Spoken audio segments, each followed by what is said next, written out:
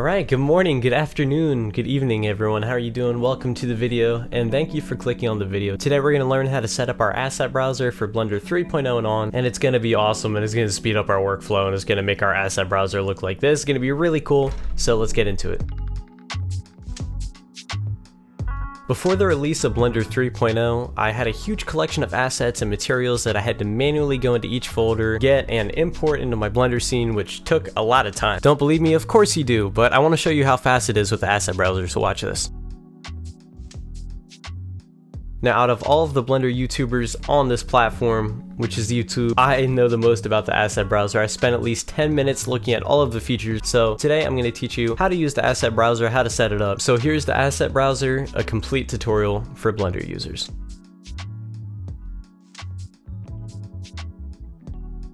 We're going to start with creating a folder and a blend file. To make the blend file, start up Blender, delete the default cube, and hit Ctrl S, and ta-da, look at that, there's a file explorer ready to ask you where to put your file. I personally had a whole asset library before the asset browser was implemented, and if you don't, it's super simple to do. In your actual file explorer, find a spot where you want to store your assets, preferably on the D drive, because programs are better for the C drive, but files are better for the D drive. Anyway, find a good spot for your assets, make a little folder called Blender Assets, and then save your blend file in there. I stored all of my assets in one blend file, but if you want to make life harder on yourself, you can do multiple. Step number 2 is actually saving the assets and materials. Now it's time for the fun part, and by fun part I mean throw on a podcast because this is going to take a while. For 3D assets, bring all of your assets into the blend file via appending them or Ctrl-C, Ctrl-V, whatever you want to do, and then from there sort them into collections. If you don't know how to sort them into collections, that's pretty embarrassing, but if you're a new Blender user, that's okay. My favorite way to sort things into collections is selecting everything that I want to be in the same collection, hitting M as in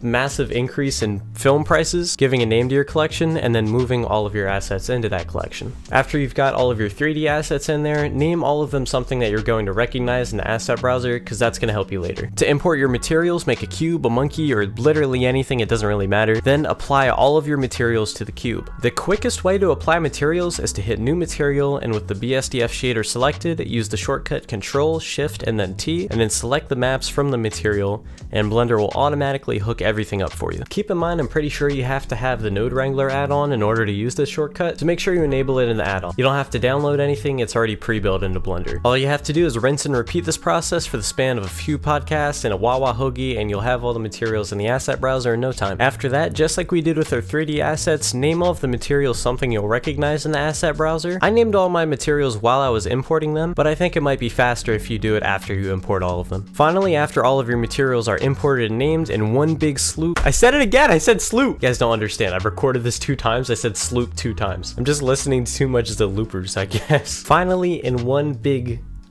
swoop, go to all the materials and right click and then mark as asset to officially add it to the asset browser. Saving HDRIs is the same process as saving materials. Make a new world material, change the color output to an environment texture by pressing E, and then add an HDRI. Right click, mark as asset, and you're done. Step 3 is to actually hook up your asset browser to the Blender file system. If Blender isn't recognizing your assets when you open up your asset browser in another blend file, go back to the original blend file where you saved all of your assets, and then go to Edit, Preferences, File Paths, and then change the default path to where you saved all of your assets. Again, if you made life harder on yourself by adding multiple blend files, you have to add those in too. Next, I would recommend testing most, if not all of your assets, just to make sure they're in working condition. Sometimes objects come out completely upside down, so you have to go back to the original blend file and then change the rotation to make sure they're correct. Sometimes hitting Ctrl A and applying rotation and scale works well. Other times you have to go into edit mode and manually move the mesh so you can trick Blender into applying the proper rotation when it comes out of the asset browser. Also, sometimes objects spawn in and they just completely clip through whatever you wanted to put them on. To fix this, you have to change the point of origin of the object. To do that, set the 3D cursor wherever you want the origin to be, and then go to the Object tab in the top and apply it to the 3D cursor. I would recommend anything you want to put on a wall, like air conditioners, ATMs, stuff like that. You put the origin on the back of the object, and anything you want to be placed on the ground, like trees, rocks, you put it on the bottom of the object. Step 5 is actually organizing our assets so we can grab them really quick from the asset browser. Blender's asset browser sorting works similar to how it's collection system works. Click the plus button to make a new folder and name it something broad like materials or greebles so we can put subfolders in it. Then click the plus button again on the side of the broad folder to create subfolders and just select, drag, and drop all of your items into each folder. You can make it as complicated or as simple as you want. I don't really care, I'm just a guy on YouTube. Now all that's left to do is use the assets in your scene. The asset browser is so important in Blender because it takes the disconnect of the technical side of Blender and it just cuts it away. That way you can think of whatever you want to put in your scene,